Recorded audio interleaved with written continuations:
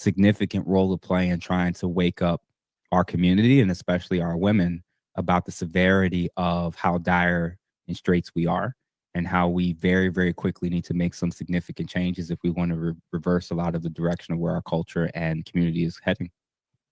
Okay. Yeah, I think, and I commented that the powerful thing is that you are who you are. You're a therapist, a licensed therapist. So you're not just, and I'm not saying he was just some guy on social media talking, but that's how he was viewed. Okay, who's this guy on this YouTube channel? What does he know about all these things he's talking about? But I think the powerful thing is you are credentialed in your field of study.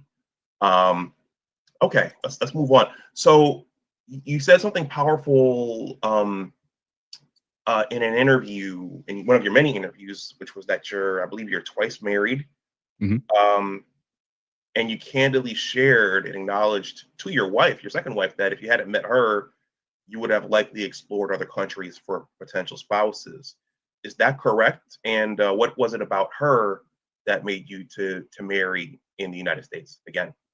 Yeah, that's absolutely correct. I had already been dating for a while prior to meeting her. And I realized that the dating market at that time was significantly different than the last time I was single. And I'm talking like another 5, 6, 7 year period, elapse in between. And this is still in my 20s.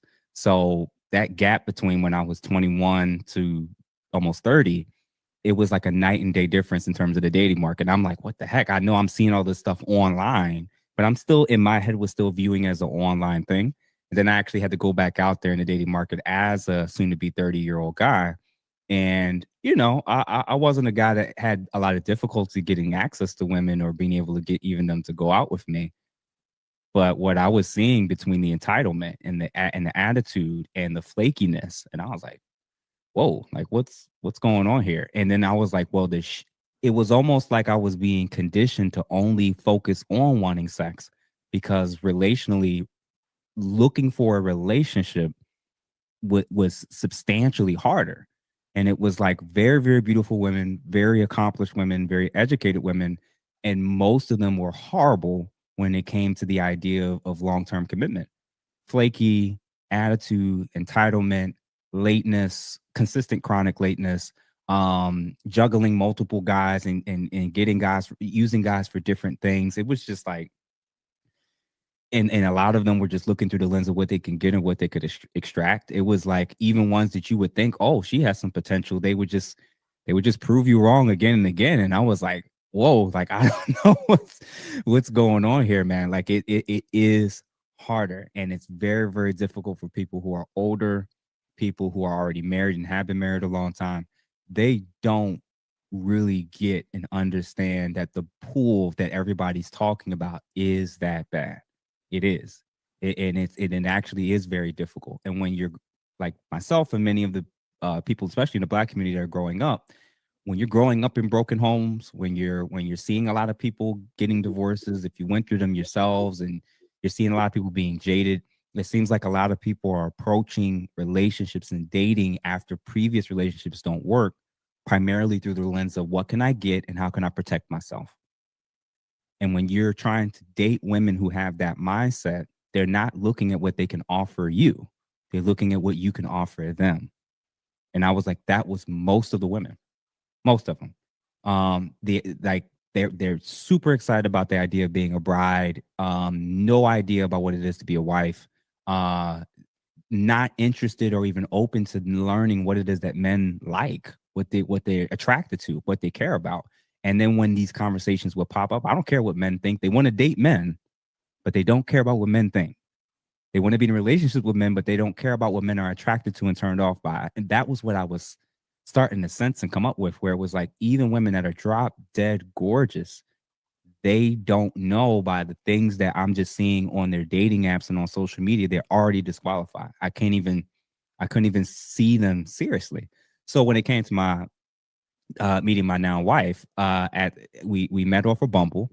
At the time, I think I had matched with a few, maybe 2 or 3 different doctors, and she being one of them. And I had gone out with, she was the second one who I had met, And it was the first time we kind of went out to eat. We talked about our dating life and how's that going and what are we looking for type of thing. And I mentioned, yeah, I'm dating and talking to people or whatever, but she was the first one that kind of made it known, like, well, hopefully after you spend some more time with me, you won't feel interested in feeling the need to have to date the rest of them. And that was refreshing to hear a woman that saw value in the man that was setting aside time to meet and get to know her. That wasn't the case with a lot of the other ladies. It was about where are we going, the trips they want to experience, the places they want to go, um, com- letting me know about what guys in the past did as a reference of what it is I need to now aim for, as if that helped him out. She was the exact opposite. So that was refreshing. And then upon meeting her family and her friends and seeing that they were genuinely down to earth good people, I was like, oh, they exist. This is great. This is this is cool. So yeah, so that's kind of how we connected. And as we spent more time early during COVID together, it became more and more clear that she was someone who I could see a lifetime with. Okay. All right. Well, it sounds like the one thing you identified when she said, well, hopefully after this experience, you won't want to go back to them. So there was some sort of selflessness there, some sort of Well, she uh acted like it. She like yeah. it wasn't just that she said that statement. Her behaviors also reflected that. She would ask, "Do I'm getting ready for work. Do you have something to eat for your lunch tomorrow? If not, make sure you stop by to grab something, or I'll make you X, Y, and Z." She, not even knowing me very long, really made like my first birthday with us being together. She threw a birthday for me. She just was someone who was already starting to move and act like someone who planned on wanting to be a wife versus someone who just was wanting to be proposed to. So she was just showing a lot of traits and signs of somebody who I could see being an excellent mom, an excellent wife, a great partner, a teammate and helpmate. And the more traits that she showed, it made sense for me to start getting myself together and transitioning out of that mode of none of these ladies are serious, can't take none of them seriously, just have fun out here, to like, oh, this is actually a legitimate person who I could see building with. Okay. I just made a note for myself when we talk about marriage then versus now, wife qualities. Hopefully we have time. Mhm. All we have about an hour left. I have questions I'm working through. If you want to ask one to Jeff, I'll be more likely to work it in if you super chat it. I'm not trying to. I'm not doing a fundraiser here. I'm just trying to use the time as efficiently as I can. Um, Thank you for that, Jeff. So just a quick disclaimer that that conversation is being had in a lot of families. What's going on? Why isn't my nephew or my son, who's a good man, why isn't he partnered up? Uh, uh, you're not you're dating the wrong people. You're not looking in the right places. You're doing Mhm. something wrong. That conversation is happening in a lot of families, mine Yeah. included. So it's very. Thank you for sharing that perspective on that. And so for the time you were first married to when you step back out, was that a decade? Because you described a very drastic change. Just Mhm. for time's sake, was that a decade? Was that 8 years, 5 years? What Uh, ballpark? yeah, I would say at least 2 to 3 years in between the relationships. Yeah. But when I'm referencing when I was single prior to the last time, I think I was about 21, 22 when I was last like single up until the most recent time being right before I turned 30, if that makes sense. Yeah. Yeah, yeah, yeah. Okay. So that's a short time frame from when things kind of changed. The Mhm. environment changed. Okay.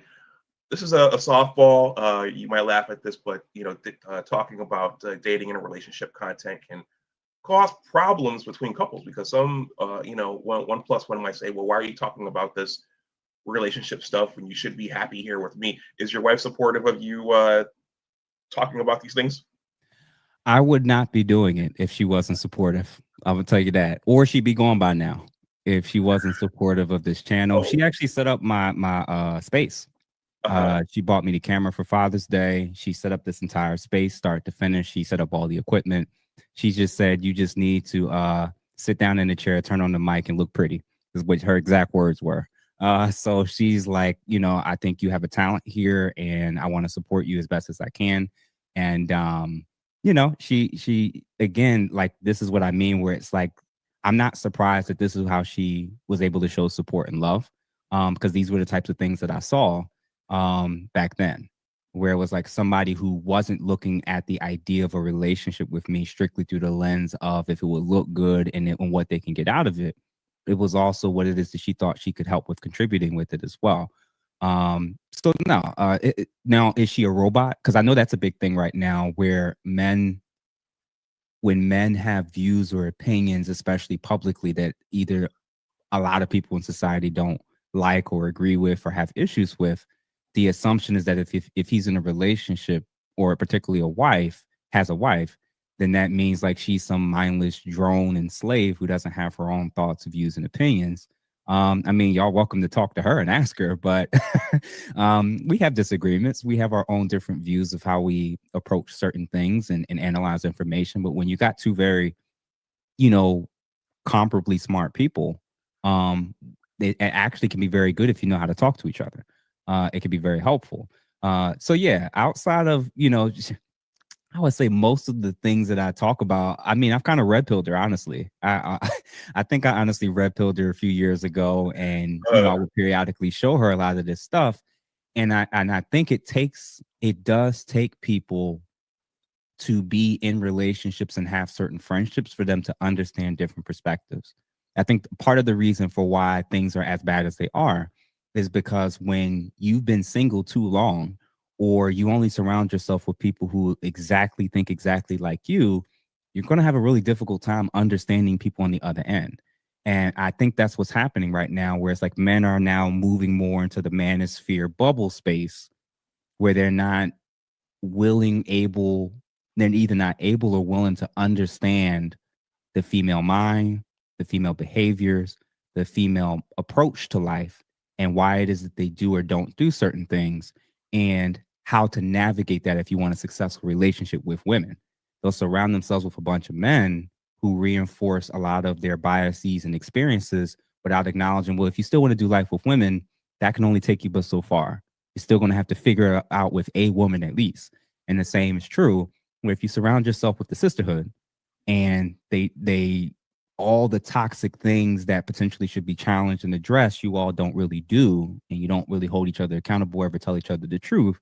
It's going to be very difficult for you when you're used to looking at things only through the lens of women and how women think and feel and see things. It's going to be very difficult for that to actually translate with a man that you're actually going to respect. It's probably going to be only efficient and works well with men who maybe other men don't respect, a man that's a little bit of a doormat, and a man that's a yes man. Where yes, honey, whatever you want, honey. There's those guys that sign up, and there's those guys that exist, but the problem is most of the ladies don't want those guys unless those are the only options left. So that's what I've seen and noted, where it's like, that's probably how we're kind of missing each other. Okay.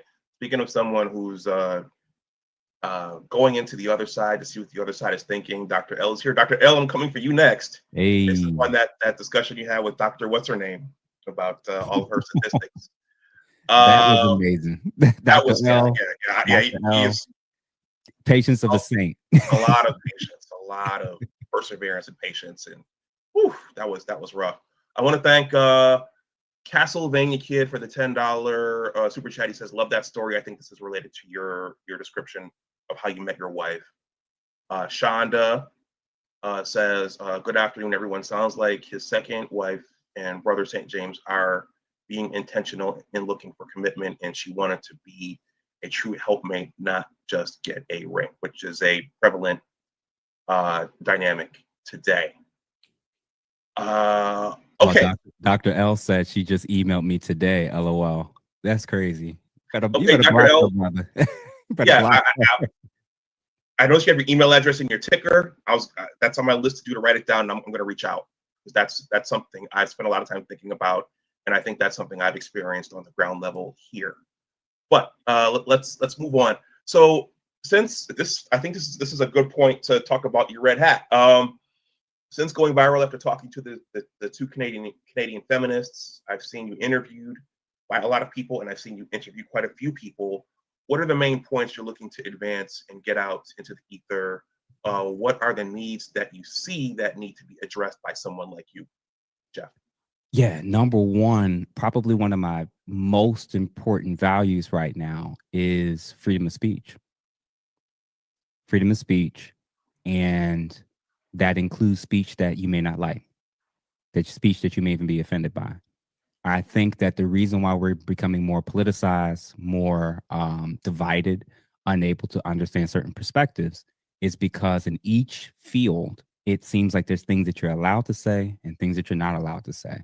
In dating, it's very obvious and clear. Relationships, dating, and even just between this thing between men and women, socially, it's not acceptable to point out things that women do wrong for some strange reason, without being labeled something misogynist, hates women, gay. That's been something that's definitely influenced college departments. It's influenced social media. It's influenced even just relationships. Men will say like they're living lives growing up with their mothers and even with the women they're with, where a lot of these people don't apologize. A lot of them don't take ownership for things. They're used to living in a world and environment where if something's wrong, it's just the guy's fault. So when a relationship ends, when a marriage ends, when there's an issue, well, what did he do? And that's just the built-in assumption. She's innocent until further notice, and he's guilty automatically. That's what I've been sensing as a trend. So like I'm trying to actually help us with course correcting and saying no, we're actually allowed to talk about anything. We actually should be allowed to be open to information or new ideas or new perspectives. And that's first on the list is without freedom of speech, that means we now have censorship.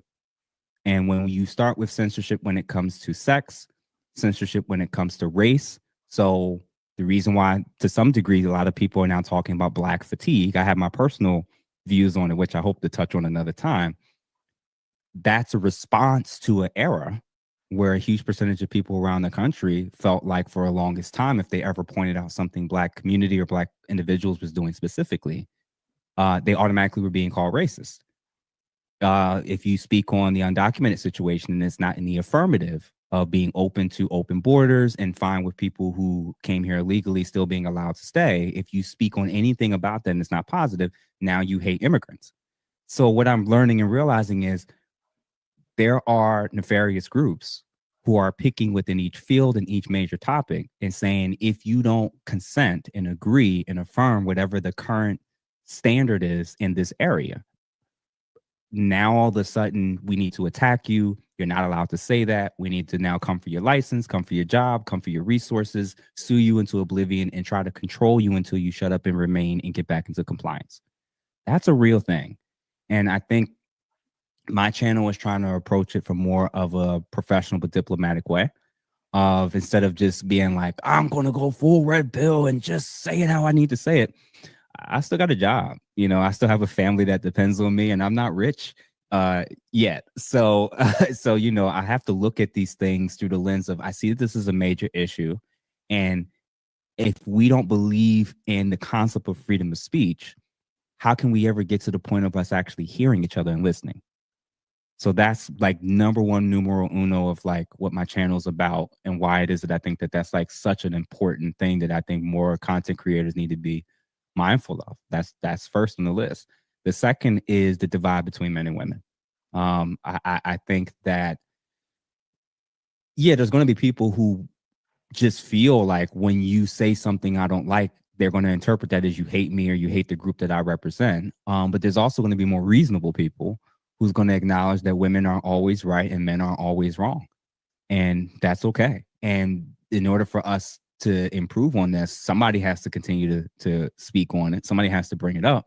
But the difference is in comparison to a lot of, I think, reaction videos or reaction channels, myself and others that's a little bit more proactive in this space are trying to also come up with solutions, come up with strategies, come up with legitimate suggestions of this is where we are, this is how we got here, and this is what we can start to do about it on a group level, on an individual level.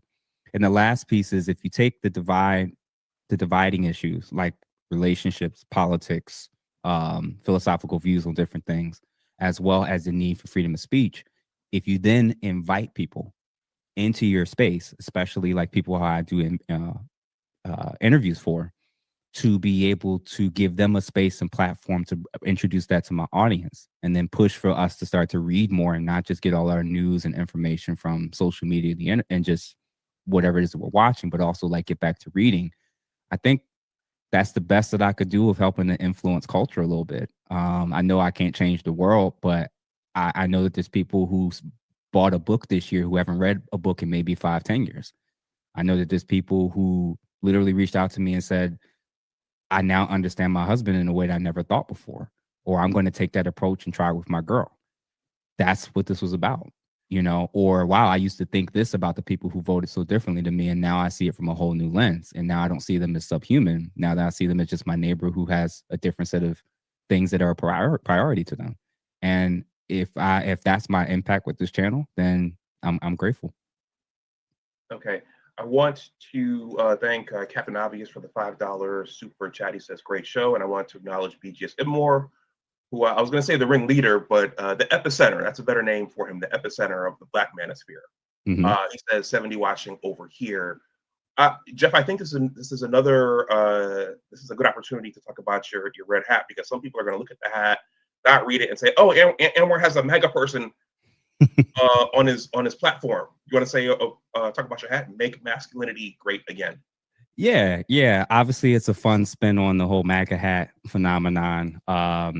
And it's a Black man wearing it. And I know, of course, people who don't read or couldn't see the reading wouldn't instantly make those connections. And that's actually intentional, because I want us to get into the habit of listening more and not just reacting. And and this is funny.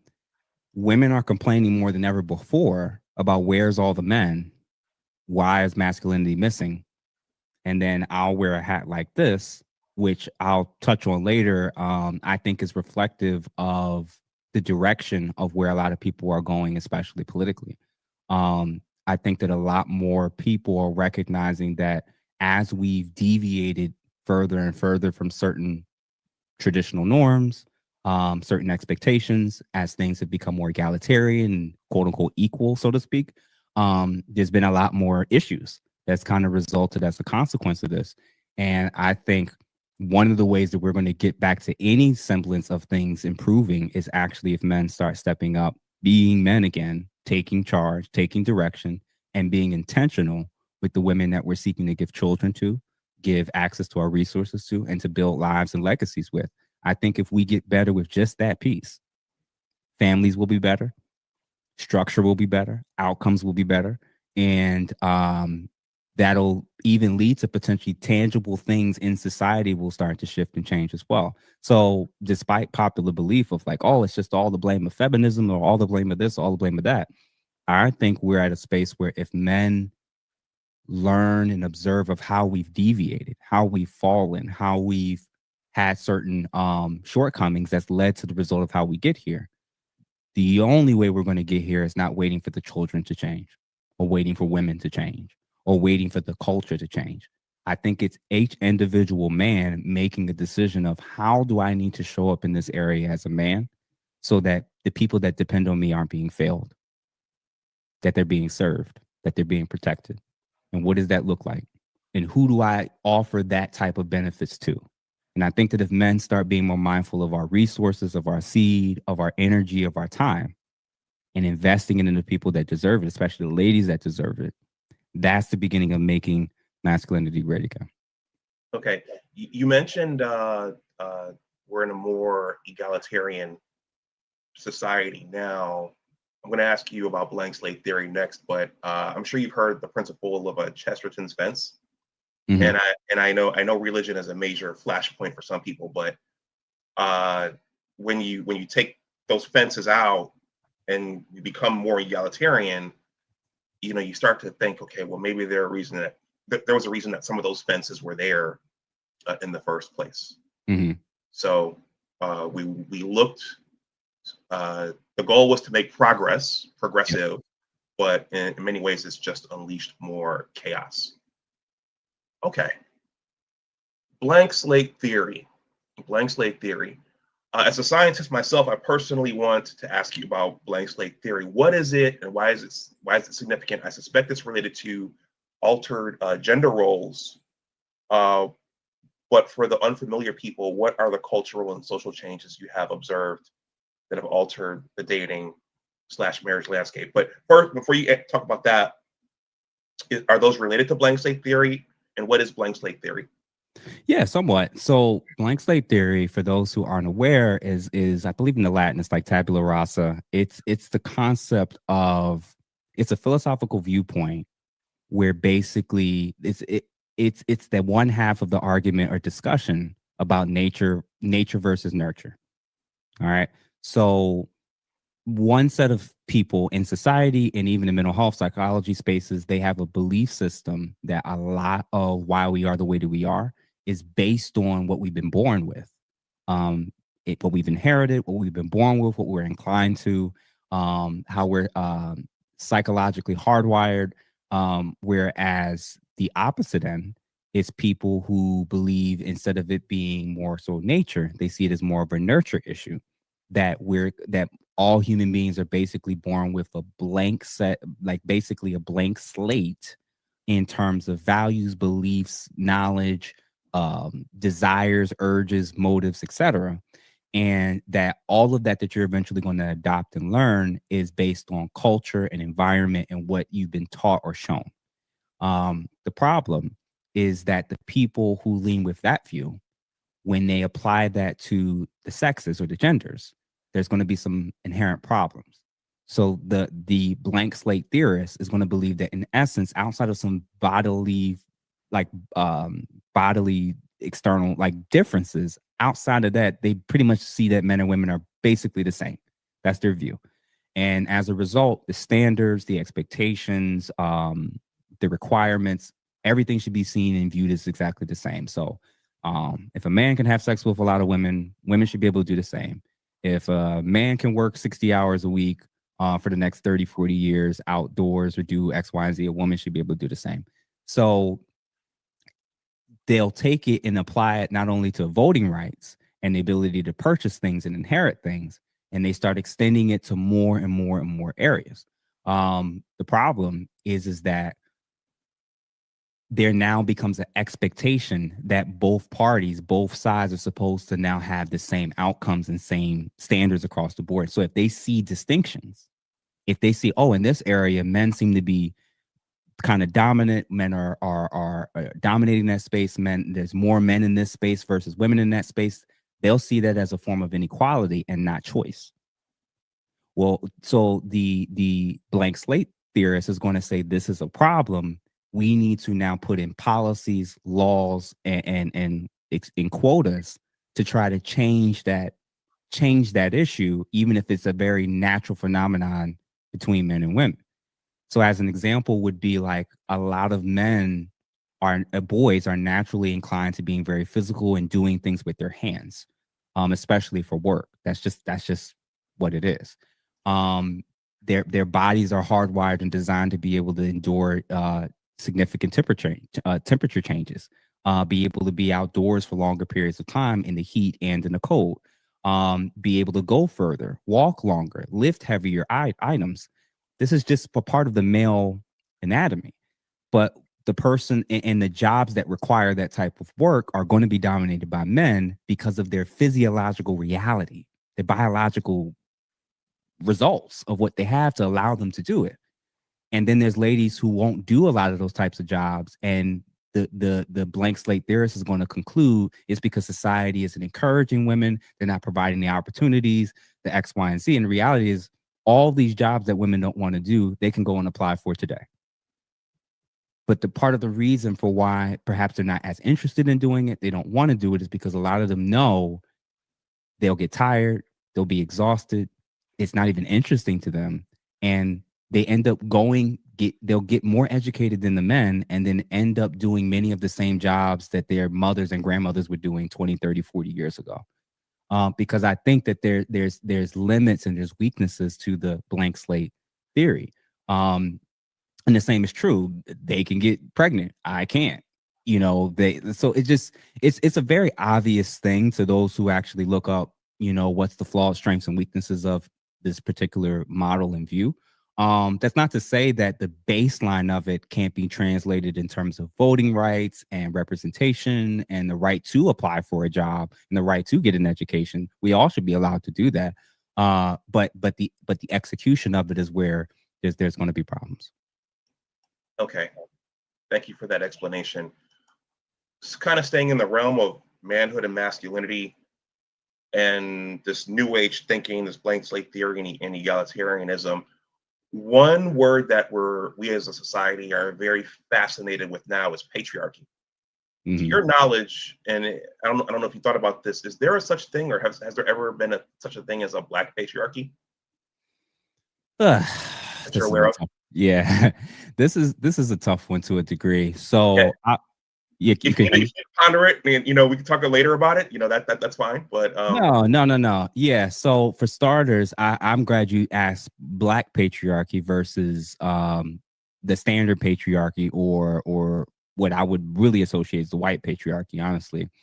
Um there is such a thing as a black patriarchy, but it's not nearly as expansive, as powerful, nearly as impactful as the patriarchy that women are claiming is what justified the need for all these waves of feminism in the first place. The black patriarchy was never in control of society. The black patriarchy was never in control of laws. The black patriarchy was never in control of a lot of things, so to speak. To be fair, because they didn't have the economic or political power to enforce a lot, which explains why other groups and entities was able to come in and disrupt the black community as easily as they were able to. Um, so to respect. So that's one. But did aspects of the black patriarchal model exist? Yeah, post slavery. To some extent, I think it would be fair to acknowledge. But even then, it's like I think there was structure. I think there was still a standard of respect for men and their leadership and their views on things. But we were probably far closer to communal, egalitarian approaches with some things around the edges that still would be, she can handle this, I'll handle that type dynamic. But it's not within the black community. It was nothing compared to what it is that feminists are claiming that they're fighting against. Most men and 99% of men weren't actually taking part in the patriarchy that women are talking about. 99% of men aren't the employer that's turning you down because you're a woman or not giving you promotion. Most of those men are just working alongside you. Oh, what's the percentage of men who have never assaulted a woman? What's the percentage of men who's never weaponized a woman's gender against her? It's a huge percentage of men who's never been in the positions to really do what women are claiming all men do. And that especially is true for the men who had the least power and least influence in society. So yeah, I can say it kind of sort of existed. And actually, I appreciate that, Mr. Donnie Mack. It actually is more a utilitarian approach, is what I think the black community actually adopted post slavery during Reconstruction years and during Jim Crow.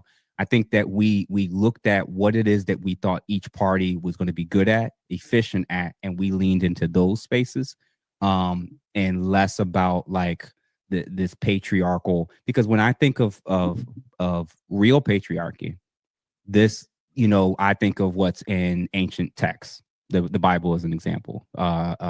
Islamic texts, other settings where they have a much more rigid historical traditional basis for what women can and can't do, what men have ownership over, what they have say over. First of all, a lot of that really didn't need, like, that just wasn't what people were making it out to be, especially over here in the West. But it was true that there were obvious things that were related to the patriarchy for sure. But like I said, the black patriarchy, it just wasn't it. A lot of black women are reacting to the quote unquote black patriarchy as if as if it was the same thing as the actual patriarchy that was exhibited and placed onto our culture and society by rich white capitalists. Like that's not really a tangible truth or reality, honestly. Okay, thank you for that, Jeff. I want to acknowledge this super chat by Ghetto User. He said I would catch your podcast support out of the 716. All Yeah. right, Buffalo, Western New York. Interesting content to say the least. Thank you for that, Ghetto User 49. Okay, Jeff, we're coming down the home stretch here. So media.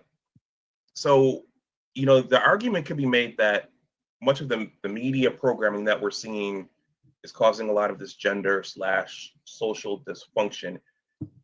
You're a father yourself now, with a youngster, a daughter, I believe. If you were a high level executive, what kinds of shows would you like to see or bring back? And do you agree that media has caused some of this what we're seeing today?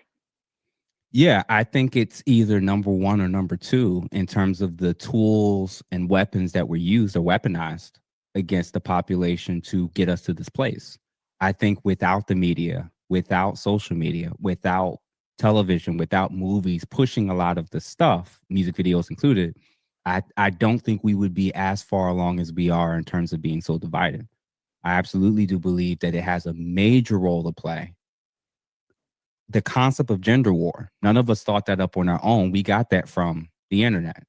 We got that from social media talk, like talking heads. The what is it called? Uh Reality TV. What I've seen in a lot of music and a lot of shows and a lot of movies is a lot of 90% of the time it's something very toxic that's being pushed and shown. And I one of the clearest signs was the decline from the 90s till today in terms of the competent father in sitcoms. That was a thing where when I was growing up, and I'm not saying I'm super old or anything, but like when I watched a lot of shows when I was very young, I just remember a lot of shows where I can remember a whole family, a mom, a dad, and kids or teenagers. The dad had say. They got along generally. There was structure, and the father was respected. And then over time, the father kind of became more of a joke. Mom became more of the lead, and then it got to the point where it's like you don't even remember the names of a lot of these men or fathers because they're just seen as kind of irrelevant. And I think that's kind of how culturally we've moved. And obviously, a lot of the talking points that people are using now, where it's like when men say something or give an explanation or perspective on something, now you're mansplaining. When they're trying to point out something that they see that's happening in culture that they don't like, that's happening amongst the sexes, especially amongst women, he's being misogynist or sexist. So now I'm like, well, wait a minute. So they've used the media, to use the education system, they use all these different fields to kind of use weaponized language to kind of curtail men's behavior, and not curtail men's behavior away from being abusive. It's curtailed men's behavior to being lesser versions of women.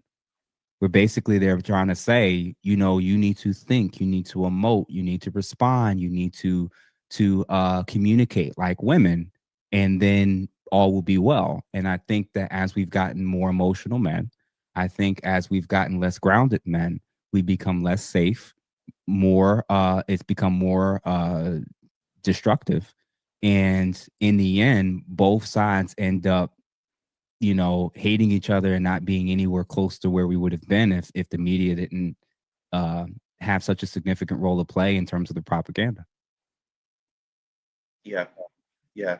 As a Gen Xer, a mid 70s Gen Xer, I'm dating myself. Uh, one show that I thought about that they took off and that I saw some clips of a couple months ago was Rock.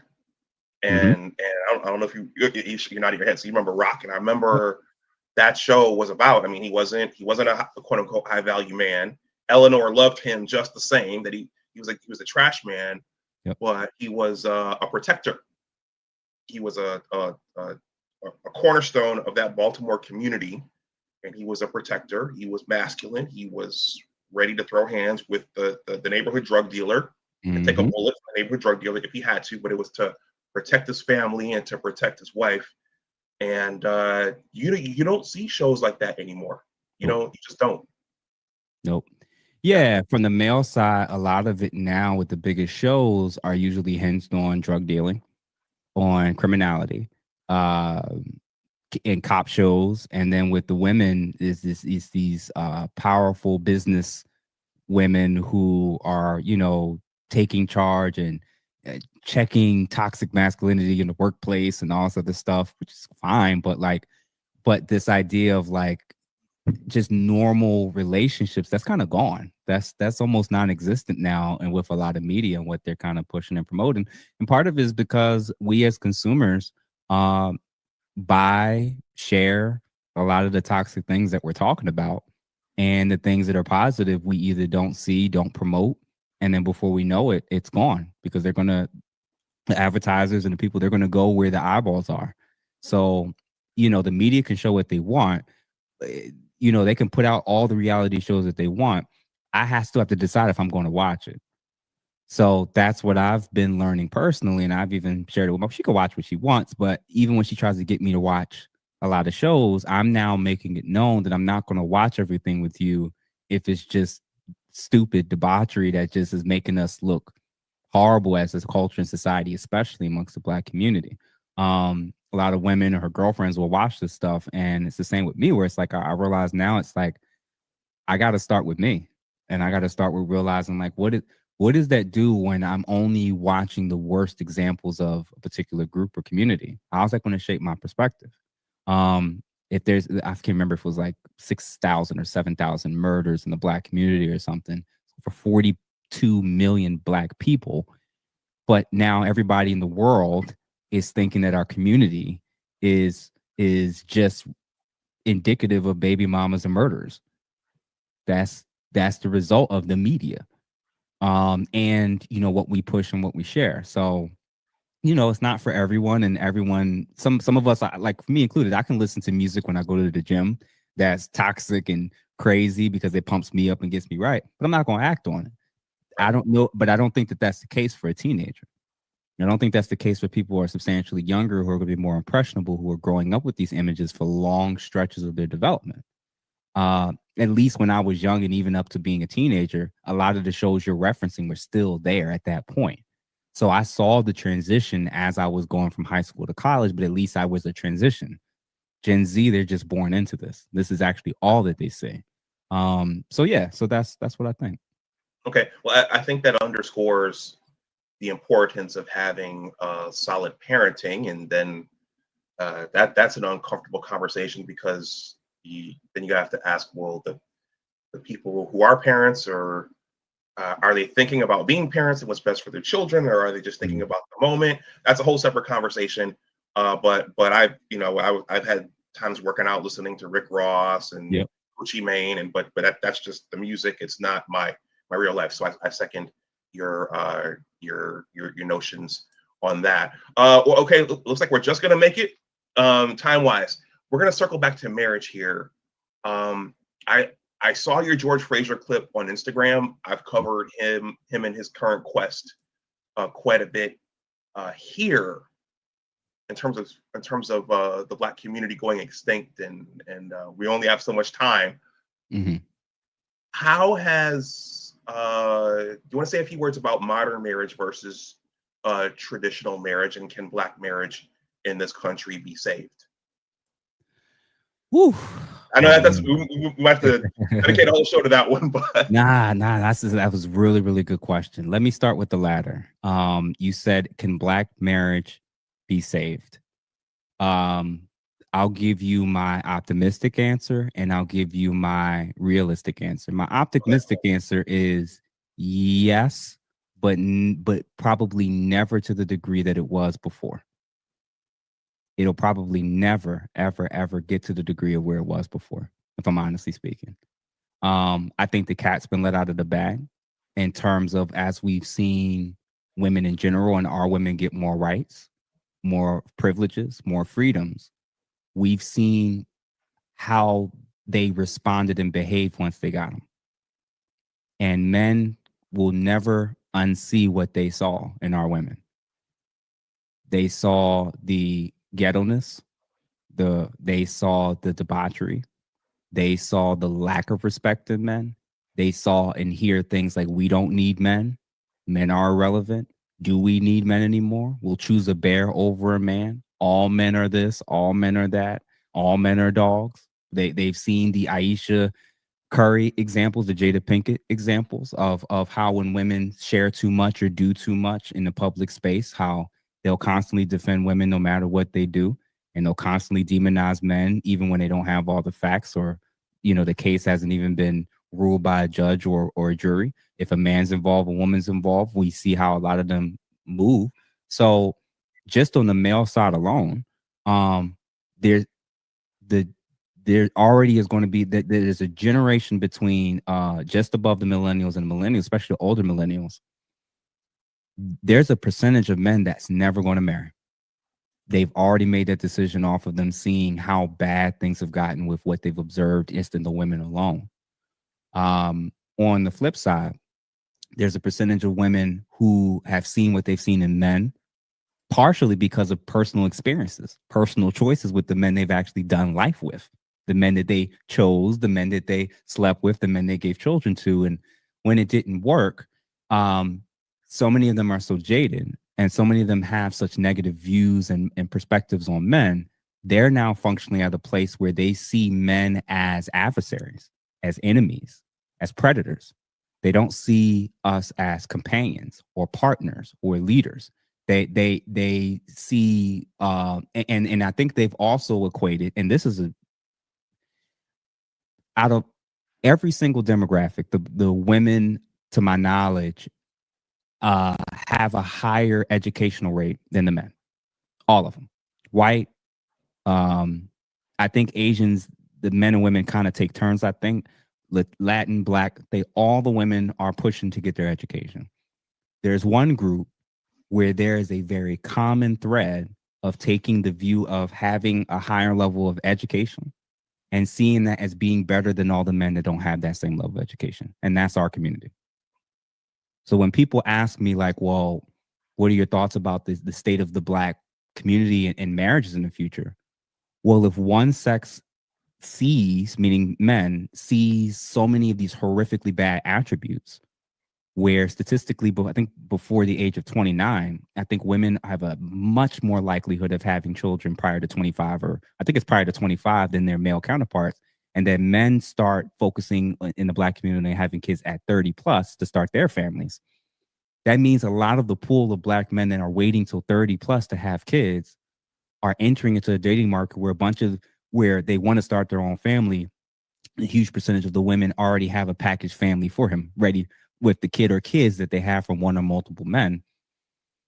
Like that's a model that's just clearly not, a lot of men are just not going to sign up for it. Period. They're just not, on top of the trend that they saw with women in general.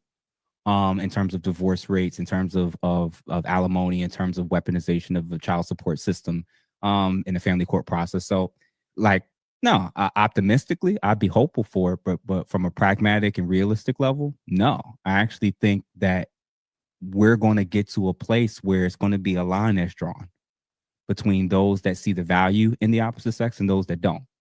And those that do, whether it's legally married or married through the church or a mosque or whatever, is going to be those that see value and come up with their own arrangement of how to do life together. And then there's those that's just going to always be talking about how the other side is toxic and bad and evil and wrong. And if the marriage rates are going to improve over the next 10 to 20 years, it's going to be because a whole lot of men would have settled for women that are older, can't give them children, and are bringing children that weren't his to the table, and women signing up to be with men 5, 10, 20 years from now that would have never been their first, second, or third choice that they felt they settled for. That's what's more than likely going to be in the future if the marriage rates are going to return, because the people, when they're in their prime, when they're in their 20s, the ladies think that, they can keep waiting until a certain point to start family and get serious and get out of their phase, which for me, I don't, and personally, I'm not going to call it a whole phase, but like the 304 phase or the have fun phase. I'm going to be honest with you. It's just not enough men for them to end up being on the other end of men that they actually want, that's going to actually take them seriously when they've waited too long to do that. So no, I think that a lot of them will be the bitter aunties. They'll be the bitter men that'll talk about the opposite sex until the day they die, and they'll use each other for sex as needed. They'll use each other for resources, certain experiences, but they'll never get to the point of them being able to potentially learn what they needed to learn earlier so that they can have a different outcome. As far as, and your previous question to that, what was it again? If you remember. Oh, it looks like he might have froze again. Oh, he did. All right. If y'all remember, I think he asked about marriages and relationships in general. I, I guess I have a strange feeling that the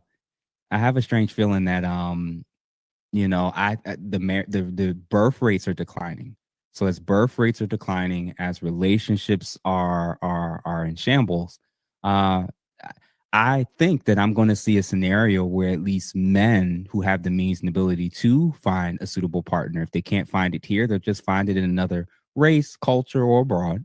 And then the ladies, they're kind of going to be in tough luck because when it comes to the ladies, there aren't a whole lot of men globally that are signing up to marry westernized American women.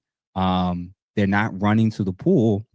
They're not running to the pool where women that have such high rates of initiating divorce and breakups and seeking child support, men around the world aren't signing up outside of getting a green card to, oh, the women that divorce the most, yeah, that's the pool of women I'm going to date or try to marry.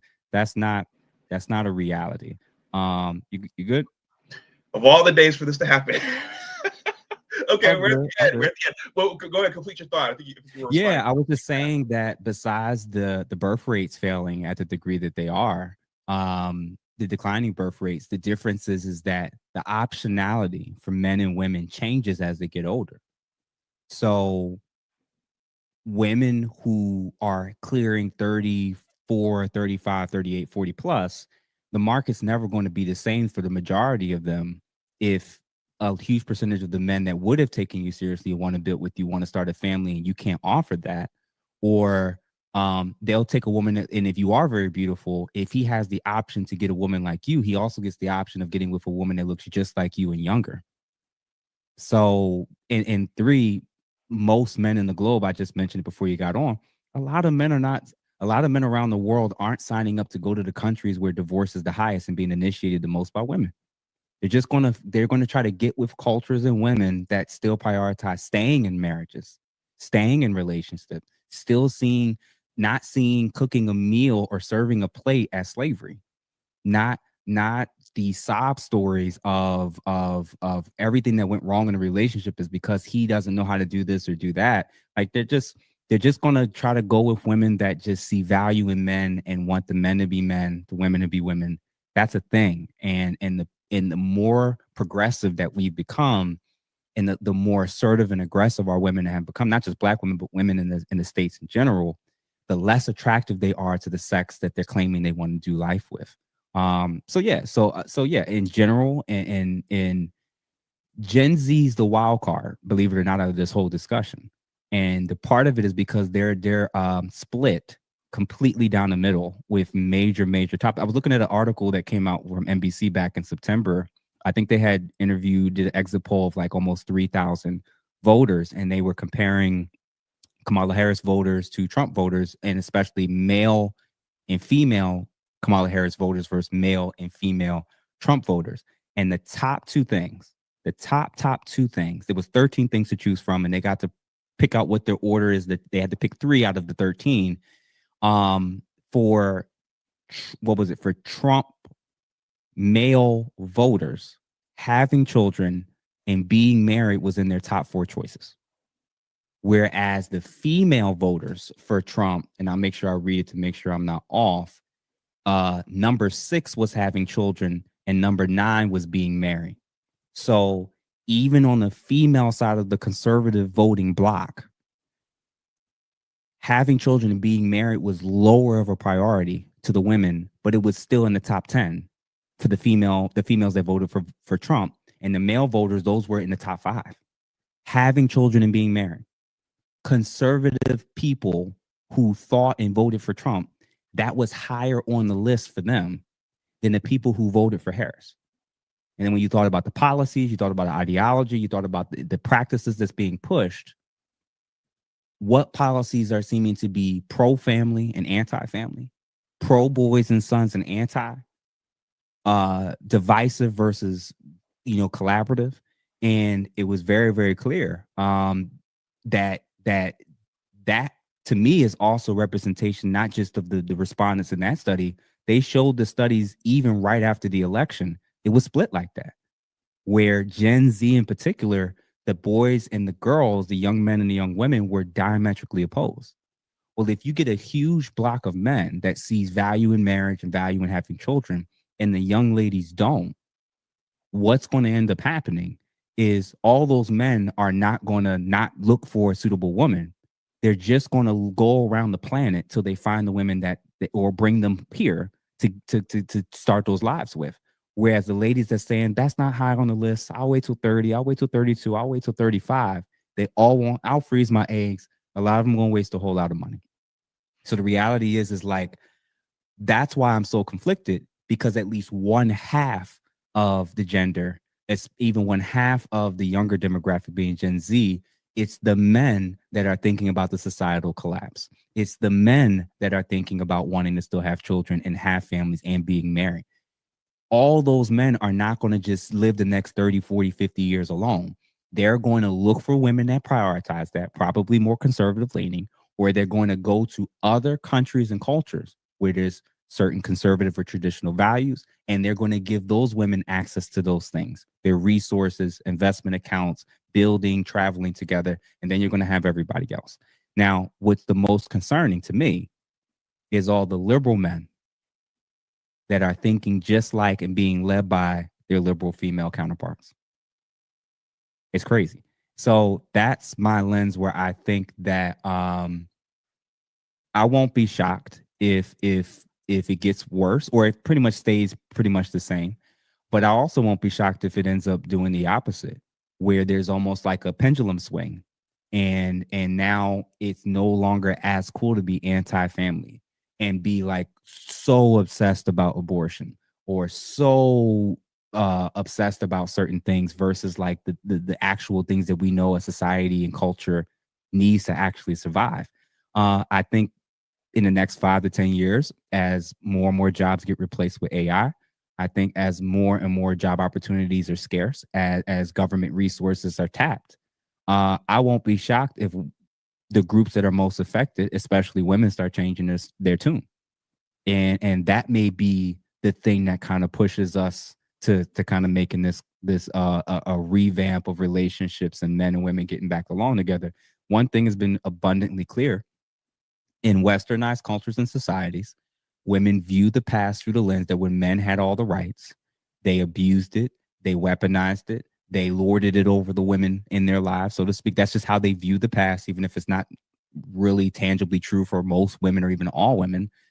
My view is that it wasn't the case for most women, because most women back in the day, when it was the suffragettes versus the anti-suffragettes, more women were against feminism than they were for it initially. Which means that maybe in my mind, I don't think all the ladies were seeing their situation as bad as the feminists were seeing it back at that time. Now, the men have had the opportunity to see the reverse. When women have gotten their rights, when women have gotten these perks, when women have gotten more and more things in the culture and in working environments and in political power, how has that resulted in changing and shaping society? Most people objectively would say, outside of women having access to vote, maybe more industries that they were in before, and be able to make their own money, almost everything else in society is worse. Women got what they wanted, and my lens is marriage probably won't return until more women lose jobs, as sucky as it sounds. I don't think it's going to be because they suddenly just have this epiphany and realize men are still valuable in cultures. I don't think that. I don't think that they're going to think that way. I think that they're going to start thinking that men are valuable when they lose jobs, when they lose access to resources, when SNAP benefits don't get kicked back on, or there's major cuts in certain areas. Now all of a sudden men matter again. But when they had the ability to replace those men, it is what it is. Kentucky, not too long ago, we saw the 50-50 custody change, and the divorce rates plummeted by 25% just like that. So if less and less government intervention is in place, if less and less safeguards are in place. I won't be shocked if now the buffers of the things that were ladies are able to use to supplement the lack of men's presence is gone. Now they'll see the value of doing life with another person. So yeah, so that's what I honestly think will probably happen. So the environment, when the environment changes, that brings about behavioral changes. It Um, can, but even if the environment didn't change, even if people want to remain stubborn, that doesn't mean that the need isn't still there. They're just trying to figure out other ways. So the need doesn't. So the intrinsic internal need is still there. They've just found other ways to supplement it. A man can hate women and he still sexually desires them, right? A woman can still want certain things from men, but because she has other means to do it, so she doesn't have to be held accountable or controlled by men, she therefore feels like, well, I have this need, but I have another way to address it. So the need still is there. They just found another environmental intervention to be able to do it. okay, I'm gonna squeeze this one, these last three in. So Jeff, in that regard, what advice would you give to the 54% of remaining single and childless Black men who either want to start families or who decide to ride it out into the sunset solo? I saw your interview with Maggie, the substitute teacher. Mhm. And what advice would you give to women who want to return to a more traditional paradigm? So you have two groups here. We're kind of sitting on the fence. What would you say? For the men, especially Black men, stop dating liberal women. Stop dating liberal women. It's going to help you. Stop dating liberal women who base their ability of what they think of men, what they think of you, what they see of your value based off of the new current trend amongst liberal and progressive women and society. Stop dating liberal women. That's going to help you. If she's independent, if she has some traditional leanings, if she's, she has a little liberal here, a little conservative there, you can work with that. A liberal woman who's anti-men, anti-marriage, anti-family, sees abortion as not an unfortunate thing that needs to happen, but sees it as something to celebrate. Nah, just don't do it. Don't even waste your time. If you're going to pour into a woman in this society and culture, which is already a risk, let's start with the women who should already be disqualified. Don't date, don't do life with, don't get pregnant, do not have sex with liberal women. Leave them alone. They're the ones that's the most enticing. They're the ones that dress the most provocatively. They're the ones that's trying to get certain. It's not that there's not conservative women or other women or traditional women who can't burn you. I just know that they're the ones that's going to be most likely to. So for those men, you can prioritize women. There are still legitimate women who thinks that the culture is too gross, too ghetto, too that there's too much debauchery. There are women, but you got to find them, and you have to look at the circle around them to make sure that she's not an anomaly surrounded by a bunch of women who are fine with those things. So as an example, I got gay friends. They were in my wedding. They can do pride. They can show up to all that stuff. I don't believe children should be at pride. I don't believe children should be in places where men's uh, uh, sexual genitalia, buttocks, and everything is super exposed in public indecent exposure. I don't believe that. The woman who thinks that that's wrong, me believing that, I don't think a male penis should be in a woman's prison. I don't think a male penis should be in a female locker room. The women who disagree with that, don't even date them. Don't even date them. Because it's the woman that you're probably gonna be arguing with about what sex your child's gonna be when they're 3 years old. That's the woman that's gonna be arguing with you about your stance on why the border shouldn't be protected. Just disqualify them. Don't date them. Don't deal with them. Cut them off from the sort. Like, just stop. There's no tangible benefits in modern. If it's 2025, with everything we've learned over the last 8 to 10 years about the direction of the liberal mindset, if they think that way, if they move that way, they have shown you that they don't prioritize family. They don't prioritize the Black community. They want to focus on what they can get. and they have no care in the world about the future state of the Black community, because every stat will say one thing and they'll do the exact same thing that's leading to the horrible stats. They'll still do it.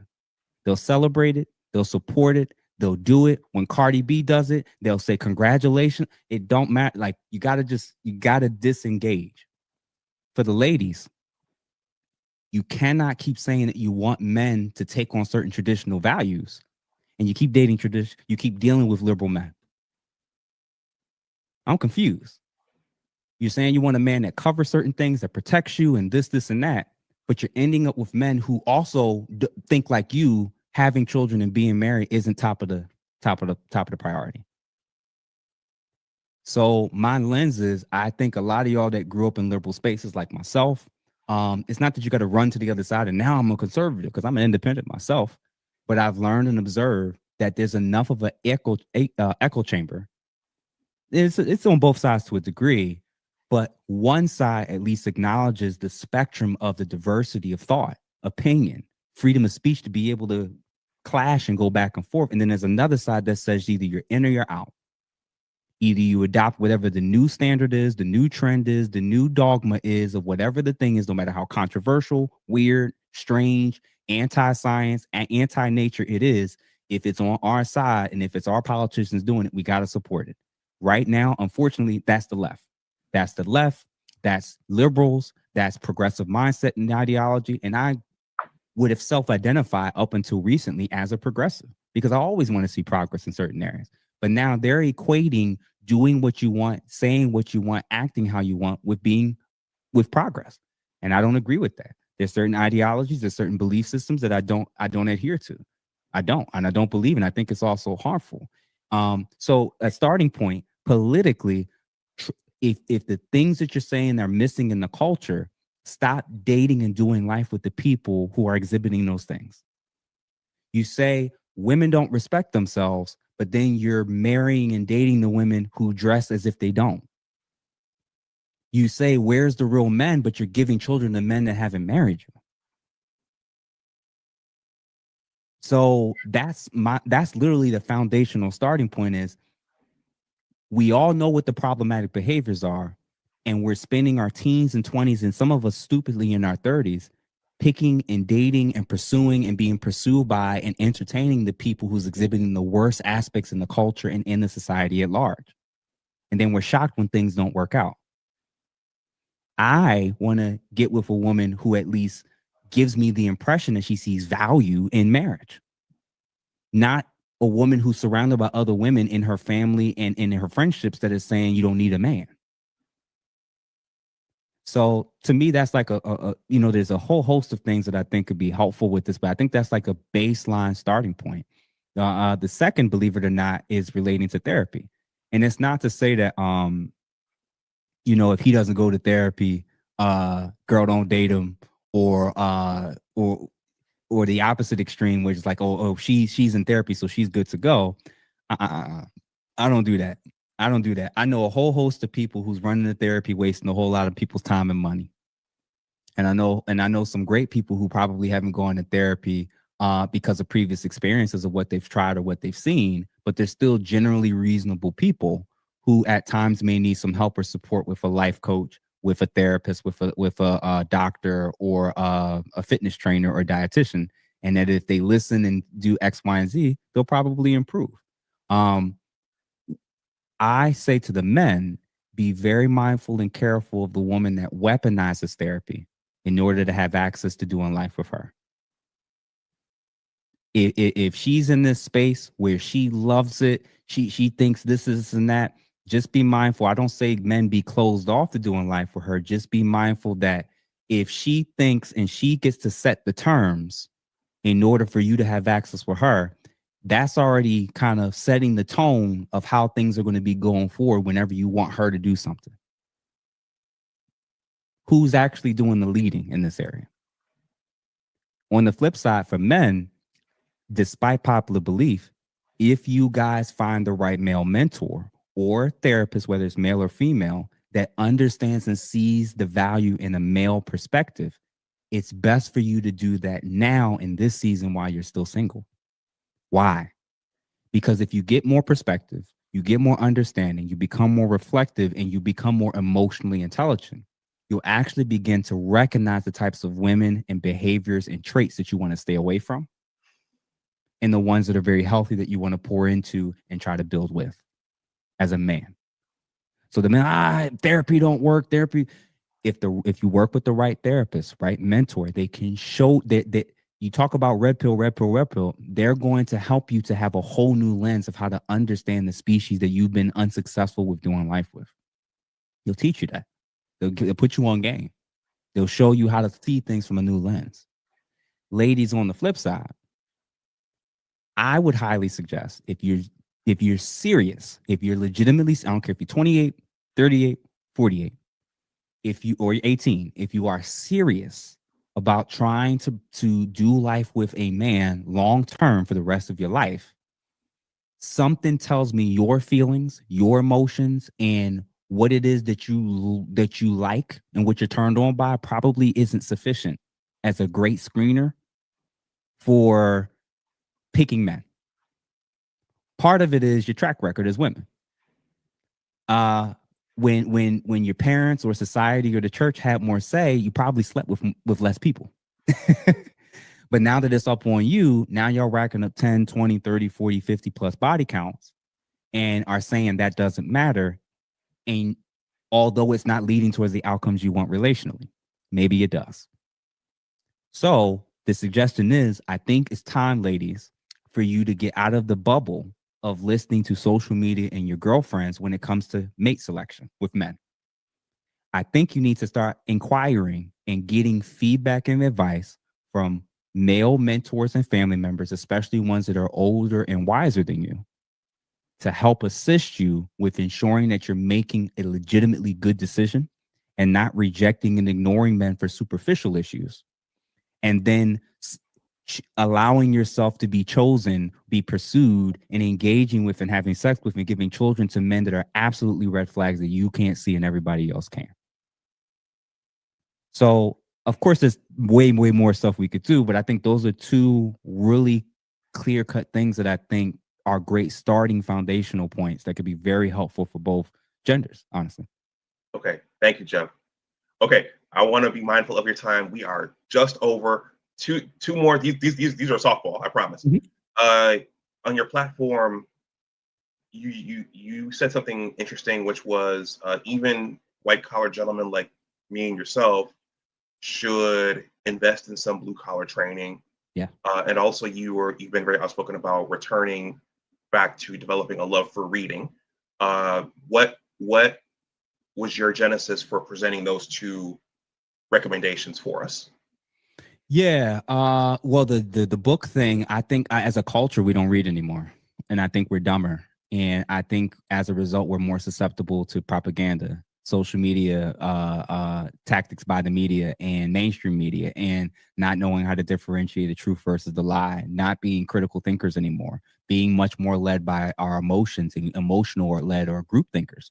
So I think when we slow down and start reading again, when we start learning about how governments function, how to identify totalitarianism and authoritarianism, and how to be cognizant of history and how we got here, you tend to just be a much smarter, more reflective person in life in general when you do that.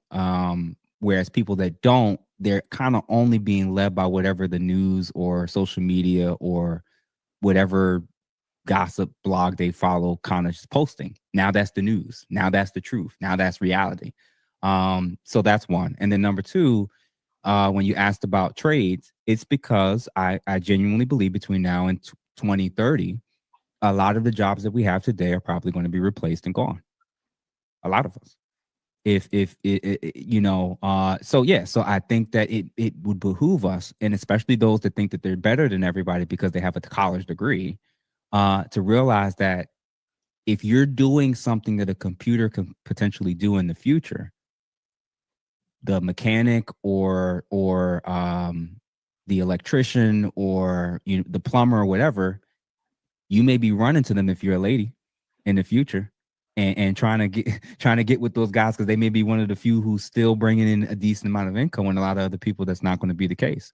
And then number two, I think as men, because of masculinity, because of traditionalism kind of going away, because of the trades being pulled out of a lot of schools, we're probably, in terms of modernity, the most ill-equipped generation of men maybe ever, in terms of how to prepare, because we've gotten used to technology and living in modernity and not having to know certain skills, or because we just call this guy, or order this piece, or and we don't know how to do a lot of things that perhaps we should.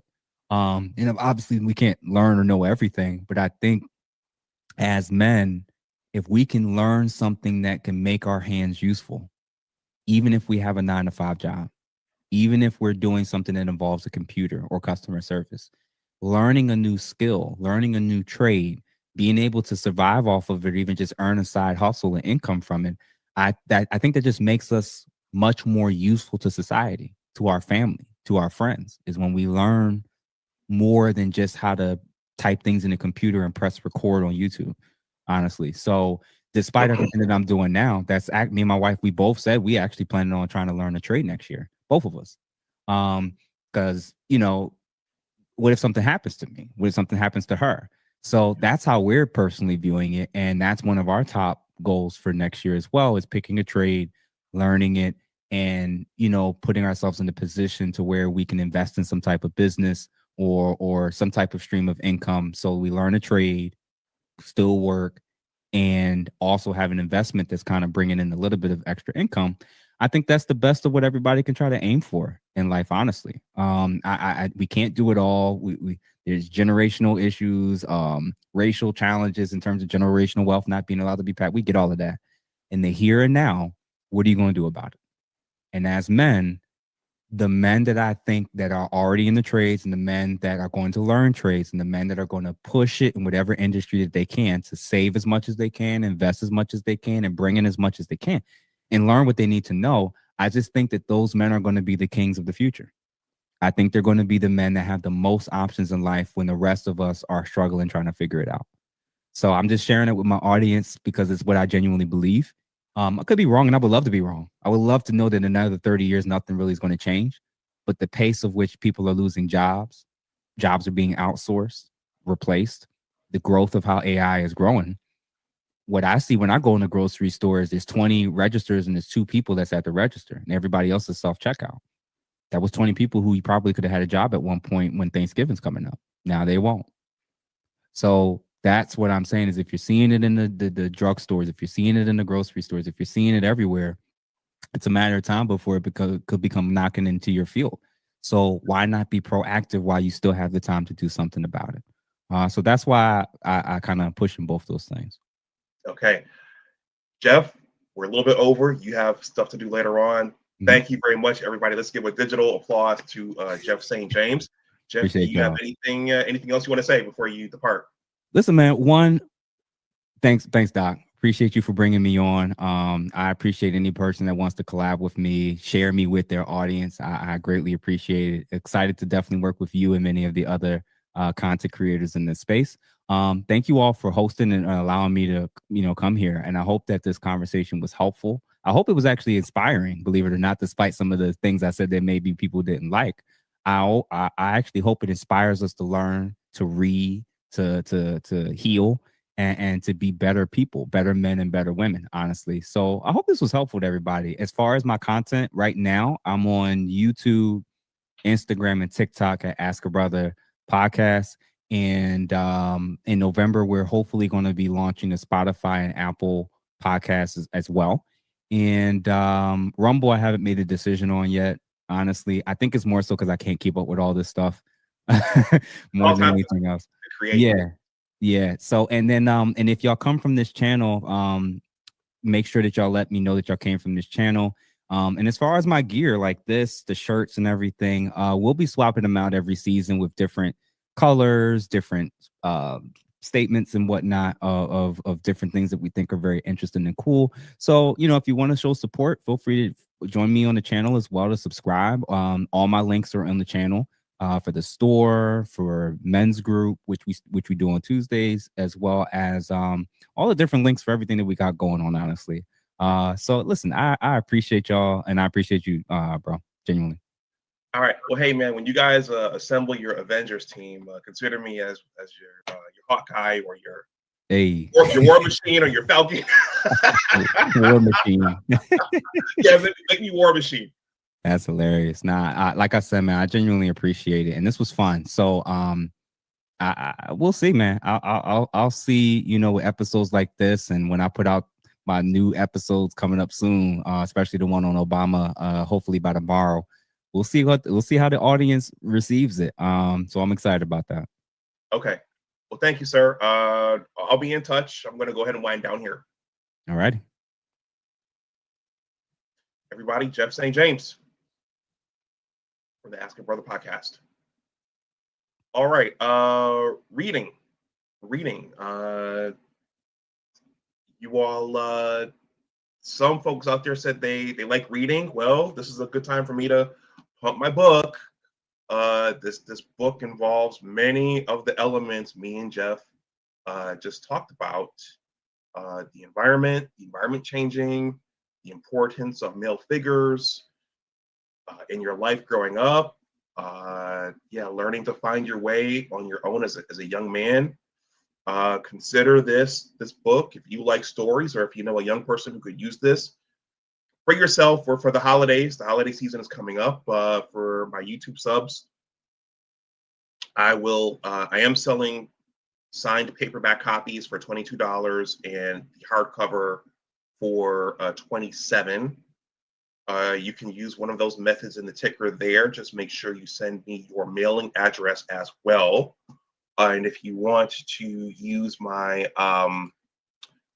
online store, I have an online store in case you want to use Visa, MasterCard, or Discover or whatever, American Express.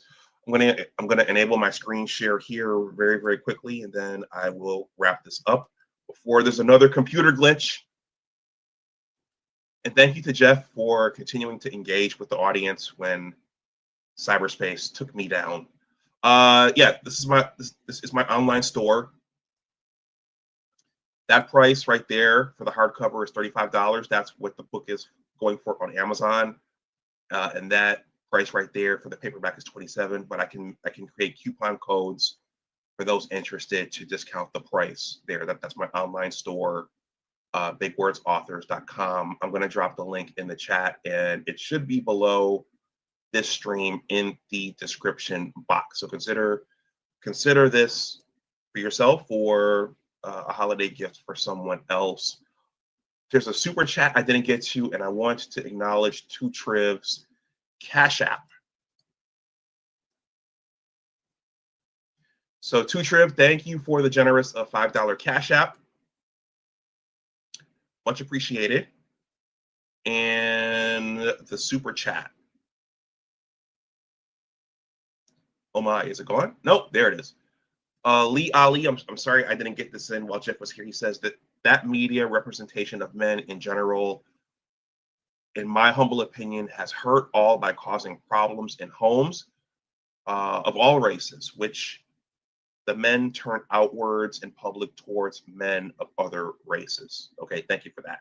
All right, we didn't go for a whole 3 hours this time, like we did with Dr. Neil last week. So as I said earlier, Dr. L, I'm going to come for you next because of this degree thing that you just went through with Dr. Chiaku. I think that's worthy of discussion. Everybody, thank you for also, hey, salute to BGS Ibmore, the master teacher, for bringing more eyeballs here during the discussion from your vast following. He says, drop a like. This was probably 10 minutes ago. So thank you to you as well. Thank you to everybody who commented. I'm going to read some of your comments. Shonda, there's my brother Amal. He says, great work, gentlemen. Yeah. Thank you for everybody for hanging on during one of the computer internet things. Those, you never know when those are going to happen, and maybe I need to go ahead and reset my router. Let's see. I think this Shonda has brought some interesting comments here. She says, the bigger question is why did she get to be a wife in the first place? Typically, zebras don't change their stripes. I think she's talking about Jeff's wife. Yali said, got my passport this year and done with taking them serious here, getting therapy and planning trips now. I'm going to scroll back to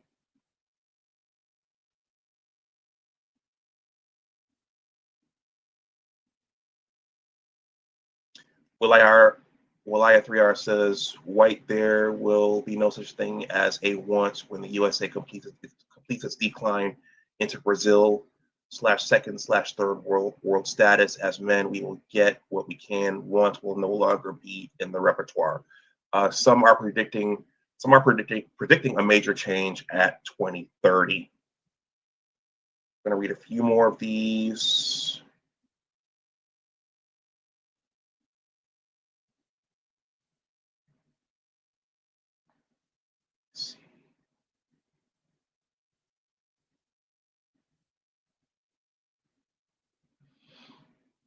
Okay, that's a lot of conversation between you and Frank White, Wilaya 3R.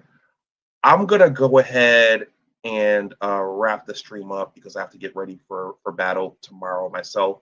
Charles, Officer Faulkner, has made his way through.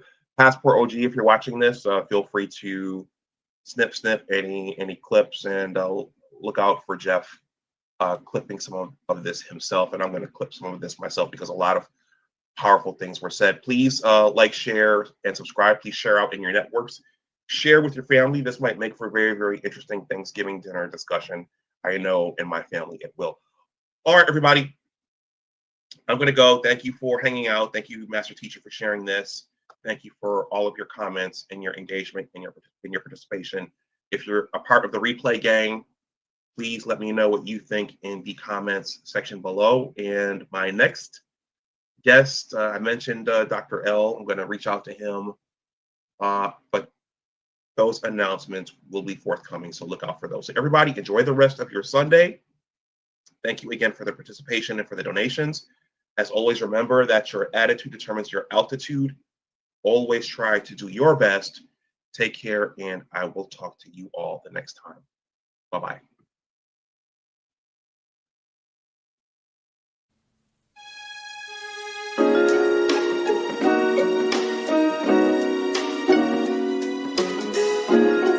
Muzyka Denis 7.